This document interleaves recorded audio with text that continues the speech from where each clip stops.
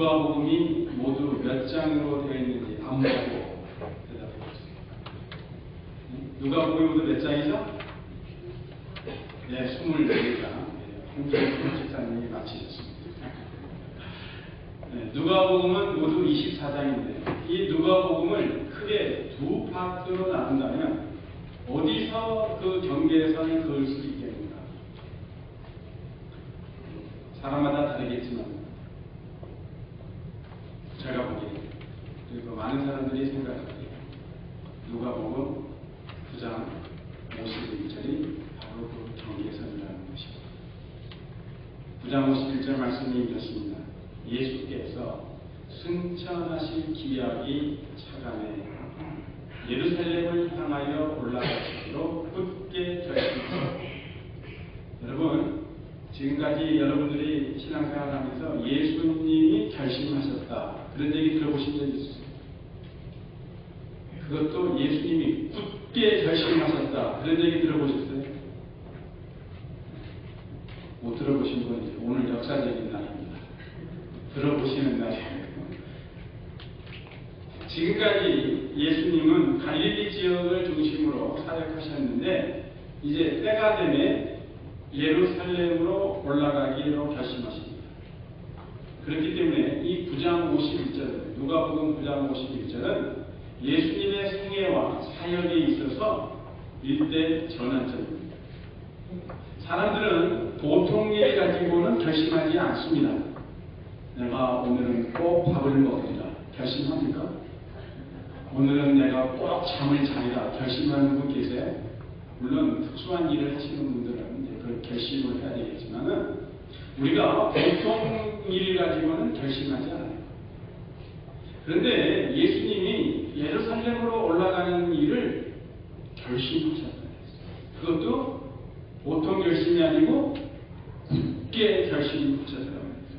그렇기 때문에 예수님이 이제 예루살렘을 향하여 올라가는 그 길은 보통 일이 아니라는 것이 분명합니다.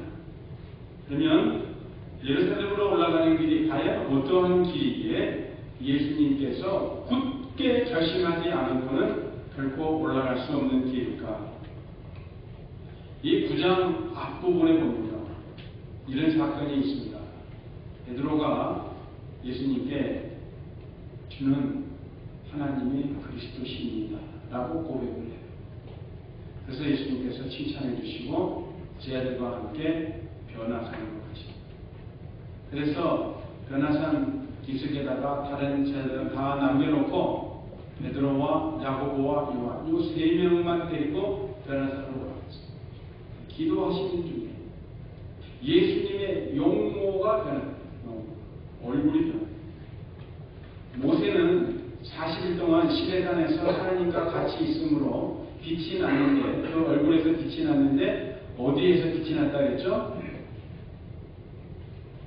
몸속에서부터 빛이 났다 그랬어요? 네, 얼굴 겉에서 광채가 났다. 근데 예수님은 용모가 변했어요. 머리끝부터 발끝까지. 그러면서 옷 입고 계신 옷까지도 빛과 같이 하얗게 되었습니다. 그런데 조금 있으니까 두 사람이 짜잔 나타나요. 누구죠?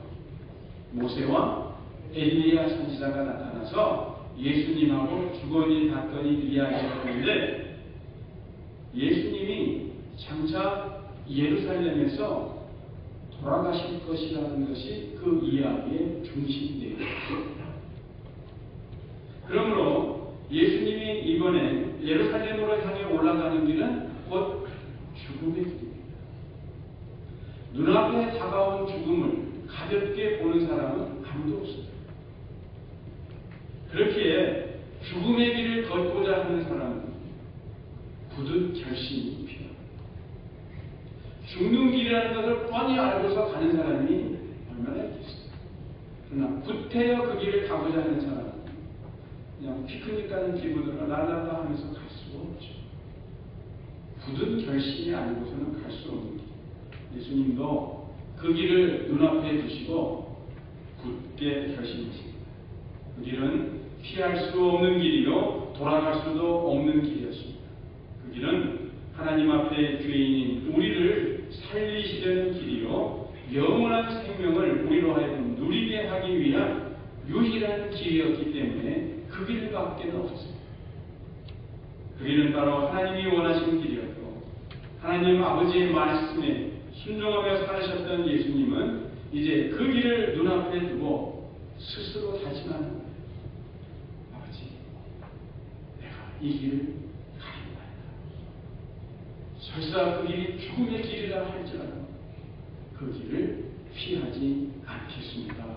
예수님은 굳게 결심하셨습니다. 갈릴리에서 예루살렘으로 올라가는 길은 두 갈래의 길이 있습니다. 벌써 많이 봤죠? 네, 여기가 갈릴리 호수거든요. 여기가 사해고 예루살렘은 여기에 있습니다. 여기에 있습니다. 예루살렘이. 그리고 여기가 갈릴리 지역인데요. 예수님이 주로 활동하셨던 지역이 이 지역입니다. 그러면 이 지역에서 예루살렘까지 가려면은 여기인데요. 예루살렘까지. 이게 직선길이에요. 이게 이제 명칭을 구태여 붙이자면은 족장의 길입니다. 족장의 길. 왜 족장의 길이라 하냐면은 아브라함이 이 길, 또 요셉, 야곱이 요 길을 걸었거든요. 그래서 이 길을 족장의 길이라 그러는데 이 갈릴리 지역에서 예루살렘까지 가려면은 이게 직선거리예요. 그런데 가다가 보면은 반드시 이 지역을 거쳐야 되는데 이 지역은 사마리아 사람들이 사는 지역이에요. 근데 요한복음 4장에 보면은 예수님께서 사마리아 우물가의 여인을 만났잖아요. 물 좀 다오 그랬더니 여인이 뭐라고요? 당신은 유대인 남자인데 어찌하여 사마리아 사람인 나에게 물을 달라고 합니까? 그러면서 뒤에 무슨 말이 있어요? 유대인과 사마리아인은 서로 상종하지 않더라. 사마리아 사람은 이방인에서가 피가 사겼다 그래서 유대인들은 사마리아 사람과 상종하지를 않습니다. 그래서 유대인들이 일로 갈 적에 예루살렘에 갈 적에 이 길을 통과하지를 않아요. 어떻게 가야 돼요? 여기서 요단강을 건너, 여기 요단강이거든요. 요단강을 건너 동쪽으로 해서 쭉 내려와서 다시 요단강을 건너서 여리고를 지나 이제 예루살렘으로, 여기 예루살렘인데요. 차에 바로 위에가 여리고, 이렇게 해서 이제 예루살렘에 올라가요. 근데 예수님이 갈릴리 지역에서 사역을 마치시고 이제 예루살렘으로 올라가시는데 통상 유대인들이 사용하는 요단강 동편길을 버리시고 사마리아로 지나가는 길을 택하십니다. 왜 그러셨을까요? 예수님은 이제 마지막 올라가시는 길이잖아요. 올라가는 길에 사마리아 사람들에게도 하나님의 은혜를 베풀고 싶으셔요. 다른 지역에서 천국 복음을 전파하시고 하늘나라 백성으로 살아갈 길을 가르쳐 주시고 병든 자, 약한 자들, 귀신 들린 자들 고쳐주셨듯이 사마리아 사람들에게도 예수님은 그들에게 이 하나님의 은혜를 베풀고 싶으셨던 거예요. 그래서 제자들을 먼저 보냅니다. 예수님의 길을 예비하도록 하셨는데 어떻게 됐어요? 결과는 예수님은 사마리아 사람들로부터 영접받지 못하고 홀대를 당하셨습니다. 그렇게 예수님을 배척하고 받아주지 않는 사마리아 사람들을 보고 제자 중 두 사람이 들고 일어납니다.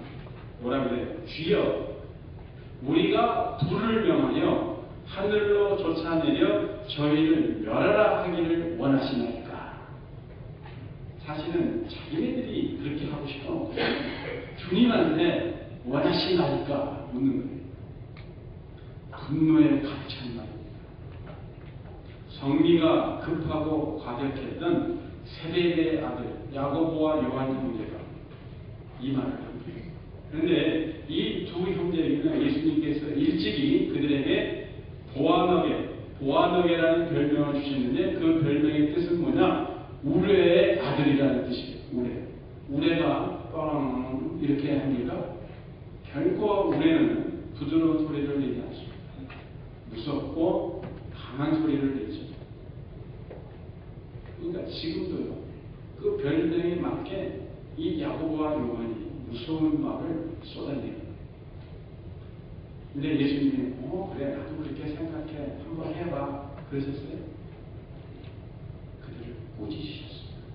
그리고 야 다른 마을로 가자.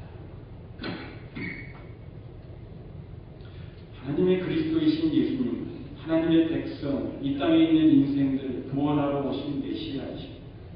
그래서 아무리 몰라도 그렇지 하나님의 그리스도이신 예수님을 배척하고 홀대한 것은 절대 용서받지 못할 일이라고 제자들은 생각했어요. 그래서 옛날 그 엘리야 선지자가 하늘에서 불을 내려가지고 그 자기를 찾아왔던 59장 둘을 불태워주고, 왜 그랬어요? 그 59장이요 엘리야 선지자를 좀 무시한 듯한 발언을 했어요. 하늘에서 불을 내려 59장을 불태워 군대까지. 그걸 기억하고 요한과 야고보가 그렇게 좀 하십시다 예수님 이러는 거예요. 조르는 거예요. 근데 사실 이러한 야고보와 요한의 태도는 예수님의 말씀에 불순종한 태도예요. 왜 그러냐면은 9장 5절에 보면 예수님께서 이렇게 제자들에게 가르치십니다. 누구든지 너희를 영접지 아니하거든 하늘에서 불을 태우리라 하셨어요. 하지 아니하시고 그 성에서 떠날 때에 너의 발에서 먼지를 떨어버려 저희에게 증거를 삼으라. 아무 말 할 것 없어요. 영접하지 않으면 섭섭하네, 어떡하네, 심하네 그런 소리 하지 말고 그냥 조용히 그냥 발에 묻은 먼지나 탈탈 털어버리고 그 성에서 떠나라 가르치셨어요. 그러니까 이 요한과 야고보는 예수님을 영접하지 않는 사마리아 동네를 향해 불을 내려서 태워버리겠다고 말할 것이 아니라 어떻게 해야 돼요? 아무 말 없이 그 마을을 떠날 때 발에 묻은 먼지나 탈탈 털고 하면 됐습니다. 요한과 야고보는 예수님의 이 말씀을 잊어버렸고 그래서 예수님으로부터 꾸중을 듣게 되었습니다. 그렇습니다. 예수님은 죄인을 멸하거나 심판하러 오신 것이 아니라 구원하러 오셨습니다. 구원하러 오셨습니다. 그러므로 예수님을 믿고 그 예수님을 믿고 뒤따르는 우리들, 과연 어떤 사람이 우리를 배척하거나 홀대한다고 그 사람이 망하기를 원하거나 심판하려고 해서는 절대로 안 돼요. 언제나 어디서나 그들을 구원의 길로 인도하는 삶을 살아야 합니다. 이것이 그리스도인의 참 모습입니다. 계속해서 예루살렘을 향해 올라가는 길, 예수님과 마주쳤던 세 사람을 오늘 말씀에서 만나게 됩니다. 이들의 이름을 우리는 모르지만 이들과 예수님과의 대화를 통해서 예수님을 믿고 따르는 자들이 과연 어떠한 삶을 살아야 하며 그리고 마음의 자세를 어떻게 가져야 하는지 우리는 배우게 됩니다. 예수님이 마주쳤던 첫 번째 사람은 예수님을 따르고자 하는 마음이 간절한 사람이었습니다. 제가 여러분들에게 묻겠어요. 나는 예수님을 따르고자 하는 마음이 간절합니다. 그런 분 한번 손 들어보세요. 손 들어보는 것도 힘들죠? 마음의 눈. 눈만 한번 깜빡거려보세요. 우리가 예수 믿는다면 다 마음에 그런 마음이지. 예수님을 따르자. 그 사람이 이렇게 말해요. 어디로 가시는지 저는 쫓으십니다. 그 길이 물을 건너가고 불을 건너가는 길이라 할지라도 대단한 사람이죠. 예수님을 따르기로 단단히 각오한 사람. 그런데 막상 지금 예수님이 어디로 가신다고요? 예루살렘을 향하여 올라가시는데 예루살렘에 올라가시면 영광의 자리에 올라가는 것이 아니라 십자가 고난을 당하기 위해서 가시는 길입니다. 저 예수님은 그렇게 어디로 가시는지 저는 좋으리다 이 말한 사람은 그 뜻은 가상하지만 과연 예수님을 쫓는다는 것이 어떠한 길인지 이 사람이 알지 못하고 한 말이라는 것을 알아요. 너는 지금 내가 어떤 길을 걷는지 모르고 지금 너가 그런 말을 하는데, 그래서 다음과 같이 들려주십니다. 여우도 굴이 있고 공중의 새도 집이 있으되 인자는 이 말은 Son of Man 예수님을 말합니다. 머리 둘 곳이 없다. 무슨 말이에요? 나는 홈레스야. 나는 홈레스야. 너가 쫓겠다고 하는 나는 홈레스야. 여러분, 홈레스 그 사람을 따르겠다고 하는 사람은 정신 나간 사람이에요. 나는 집도 없고 그리고 이 한 몸 누일 곳이 없을 정도로 가진 것이 없는데 그래도 너 나를 따르겠니? 이 말씀. 이 사람이 예수님의 이 말씀을 듣고 자신이 말한 대로 계속해서 예수님을 쫓았는지, 아니면 예수님의 이 말씀을 듣고 별 볼 일 없는 사람이구나, 내가 잘못 생각했구나 라고 그만뒀는지 알지 못합니다. 그리고 그것은 별로 우리의 관심거리가 아니에요. 문제는 누구예요? 문제는 우리라는 것입니다. 과연 예수님의 이 말씀을 듣고도 우리는 예수님을 계속 따르죠. 그렇기 때문에 누구든지 그리스도를 따르려면 먼저 극복해야 되는 문제가 있는데, 그게 뭐예요? 물질입니다. 물질입니다. 물론 우리가 이 세상에서 살다가 보면은 물질이 없으면 불편합니다. 불편해요. 그러나 죽는 건 아니에요. 물질이 없다고 죽는 건 아니에요. 불편할 따름입니다. 그렇다고 물질이 없어서 불편하다고 물질이 결코 우리 삶의 목적은 될 수 없고 하나님 나라를 위한 수단이 될 뿐입니다. 그렇죠. 우리가 선교를 하든지 전도를 하든지 교육을 하든지 구제를 하려면 뭐가 필요해요? 맨손으로 할 수도 있지만 많은 경우에 물질이 필요하잖아요. 그래서 물질은 우리 삶의 목적은 될 수가 없고 하나님의 나라를 위한 수단으로 사용될 뿐입니다. 그러므로 예수 그리스도의 제자가 되려면, 예수 그리스도를 좇는 자가 되려면 물질보다도 예수 그리스도를 더욱 귀하게 여기고 사랑하는 마음이 그 마음의 중심에 있어야 합니다. 그렇기 때문에 내가 가난하면 가난한 대로, 부유하면 부유한 대로, 건강하면 건강한 대로, 병약하면 병약한 대로, 많이 배웠으면 많이 배운 대로, 적게 배웠으면 적게 배운 대로, 그저 각자 처한 그 삶을 통해서 예수 그리스도를 나타내는 것이 바로 우리 삶의 목적입니다. 이번에 제42차 NCKBC 총회를 하면서 결국 결론이 뭐냐? 세상이 어떻게 흘러가든, 세상의 풍조가 어떻게 바뀌든 우리는 교회의 본질에 충실하자. 이게 결론이었습니다. 교회의 본질이 뭡니까? 예수 그리스도를 증거하는 것. 그것이 바로 교회의 본질이요 우리 삶의 목적입니다. 그렇게 하는 것이 예수님을 높여드리는 길이요 하나님의 뜻을 이루는 길입니다. 예수님과 마주친 두 번째 사람이 있습니다. 이 사람을 보시고 예수님이 이번에는 먼저 말씀을 꺼내십니다. 뭐라고요? 부르십니다. 나를 쫓아라. 우리 같으면 갈까요, 안 갈까요? 심각하네요. 나를 쫓으라. 예수님이 부르셨어요. 가시겠어요, 안 가시겠어요? 예, 예수님의 부르심을 받고 이 사람이 이렇게 대답합니다. 예도 아니고 아니오도 아니고 나로 먼저 가서 내 부친을 장사하게 허락하옵소서. 아버지가 오늘 돌아가셨나요? 그날 돌아가셨나요? 유대인의 장례를 보면요, 장사를 두 번째 입니다.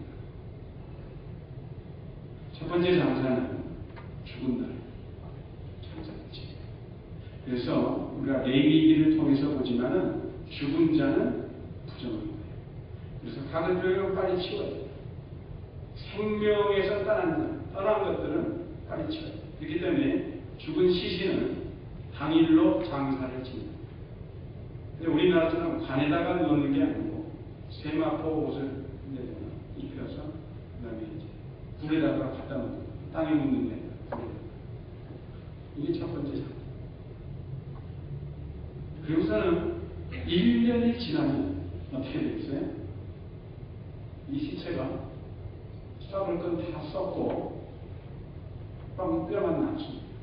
그러면 1년이 지난 후에 유가족들이, 특별히 큰아들이 되겠죠, 거기 들어가서 아버지의 뼈를, 부모의 뼈를 이렇게 모두어가지고 그때 돌로 만든 반에다가 담습니다. 그리고 이제 딱 모시는 거예요. 그럼 이제 그 석관에다가는 뭐 이름을 새길 수도 있고요, 쪼아서.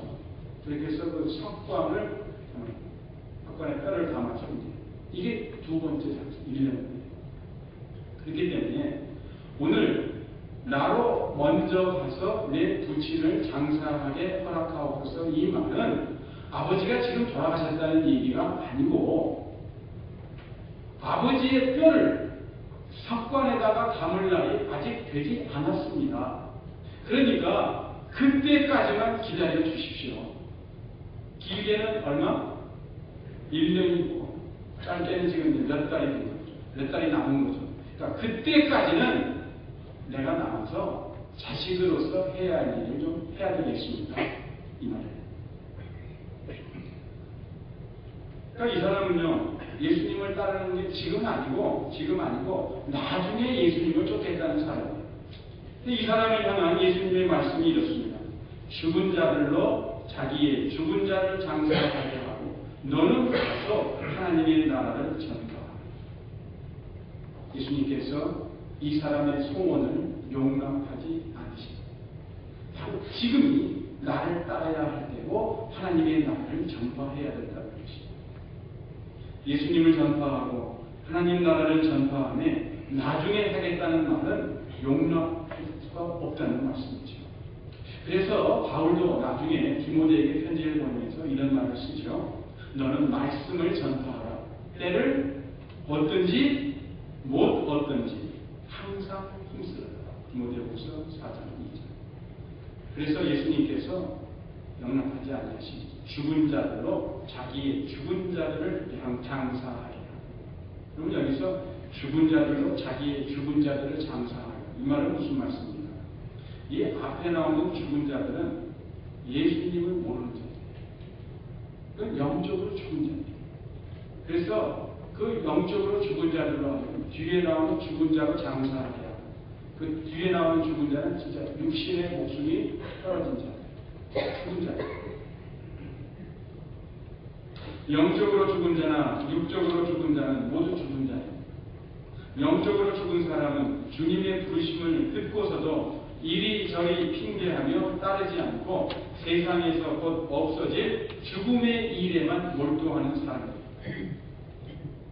예수님을 따르는 사람들이 생명 살리는 일에 전심전력할 동안에 예수님을 따르지 않는 사람들은 죽음의 일과 장사 지내는 일을 할 뿐입니다. 그래서 이 두 번째 같은 사람은 기회가 왔을 적에 그 기회를 놓치는 사람입니다. 예수님이 지금 부르시는데도 나중에 따르겠다고 미루는 사람이에요. 그런데 나중에 하겠다고 미루다 보면은 어느덧 기회는 사라지고 나중에 후회만 남게 됩니다. 예수님의 말씀을 듣고 이 사람이 예루살렘을 향해 올라가는 길에 동참했는지, 아니면 예수님의 말씀을 듣고서도 나는 아버지 장사를 지낼 때까지 있다가 가겠습니다라고 머물렀는지, 우리는 모릅니다. 그리고 그것은 결코 우리의 관심거리가 아니에요. 문제는 누구예요? 문제는 우리.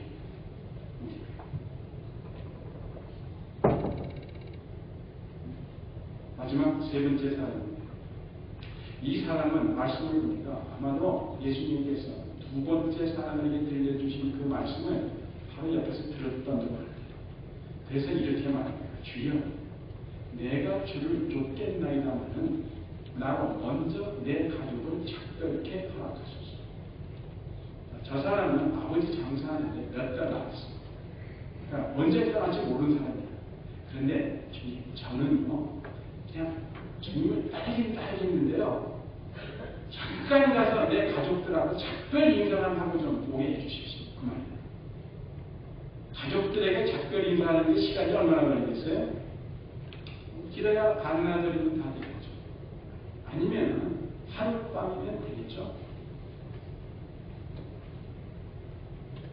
이런 사람을 향해 예수님이 뭐라고 하세요?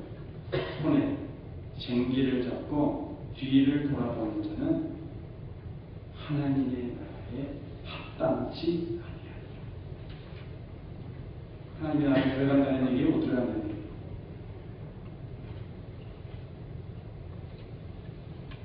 손에 쟁기를 잡고 뒤를 돌아보는 자라는 이 속담은 유대의 오랜 속담입니다.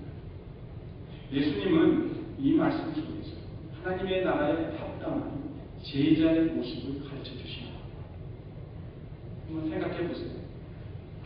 자꾸 뒤를 돌아보는 농부가 그 밭 일함을 똑바로 읽어 나갈 수가 있겠어요? 자꾸 뒤돌아보는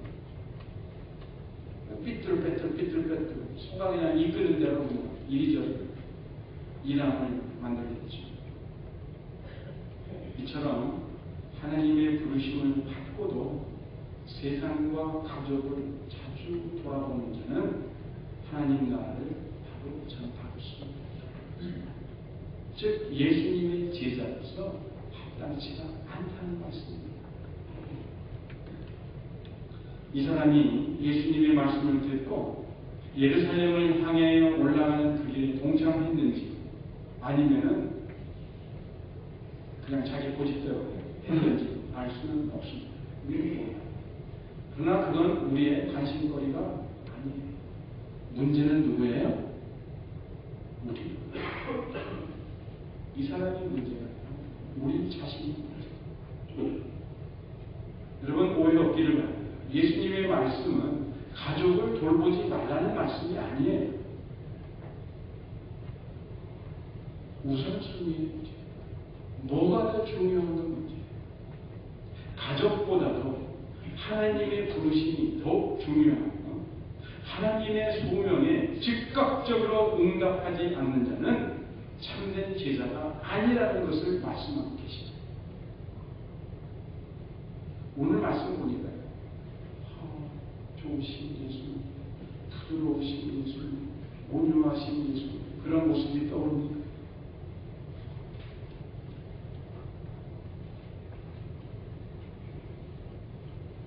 지금 굳게 결심하시고 예루살렘을 향하여 올라가는 예수님은 오직 한 마음뿐입니다. 어떤 마음이에요?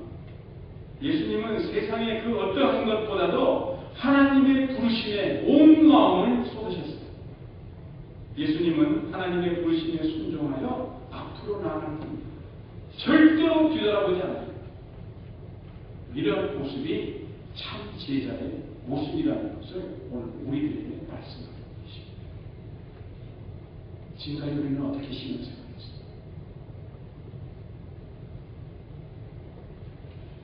오늘날 우리들도 예수님을 따라 예루살렘을 향하여 올라가는 사람들이라는 걸 다 알고 계시죠? 우리도 지금 예루살렘을 향해 올라가고 있습니다. 우리가 예수님을 영접하는 바로 그 순간부터 우리는 예루살렘을 향한 긴 여정을 시작한 사람들입니다. 결코 에덴 동산이 우리의 목적지입니다. 예수님을 따라서 예루살렘을 향하여 올라가는 그 길이 어떠한 길인지 우리는 다 잘 알아요. 결코 평탄하거나 쉬운 길이 아닙니다. 9장 22절 예수님께서 이렇게 말씀하십니다. 인자가 많은 고난을 받고 장로들과 대제사장들과 서기관들의 버림받아 죽임을 당할 것이다. 예루살렘을 향해 올라가는 길은 죽음의 길이다. 그리고 또 23절과 24절에 말씀합니다.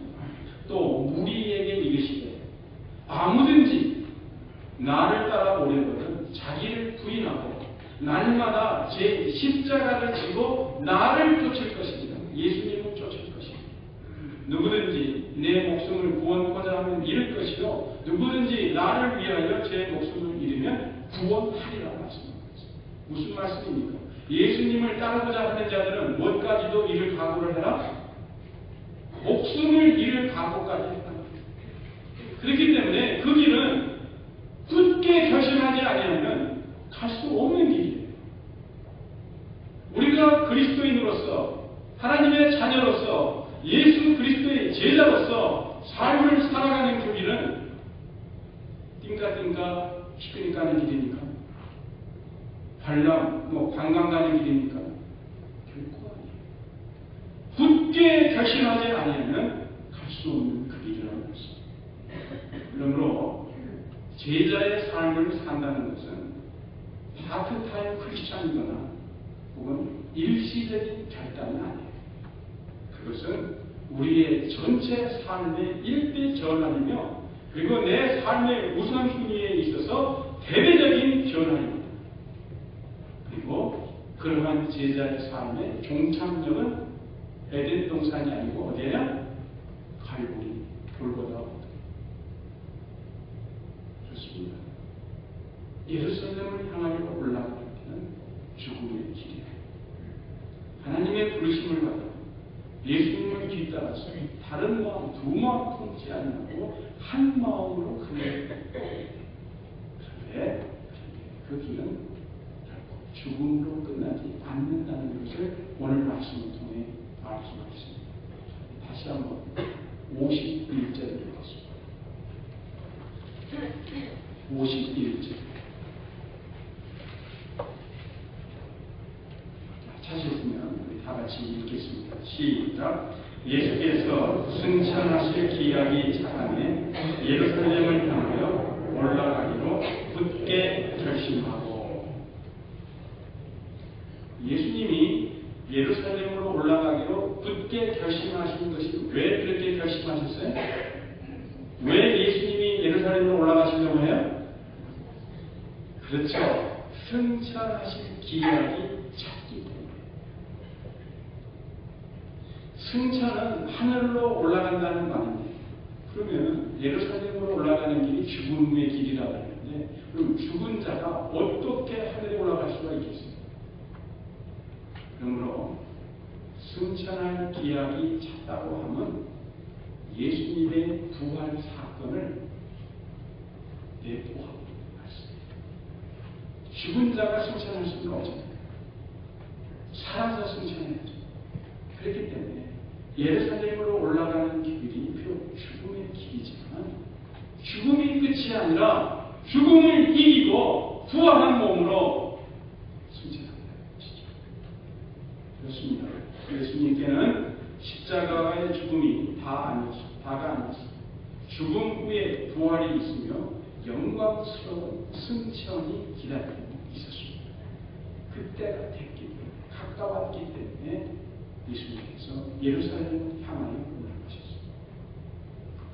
사랑하는 우리 영락의 교회는 우리들에게 예루살렘을 향하여 올라가는 길, 자기 십자가를 지고 어렵고 힘든 자신을 매일같이 죽이는 길, 또 때로는 사람들로부터 거절당하고 핍박이 기다리고 있는 그 길이지만 그 길을 다가는 것은 반드시 영광의 부활이 기다리고 있다는 것을 우리가 기억해야 됩니다. 믿어야 됩니다. 그때까지는 참된 제자의 삶을 살아야 해요. 그 그것을 우리 주님이 원하십니다. 기도하겠습니다.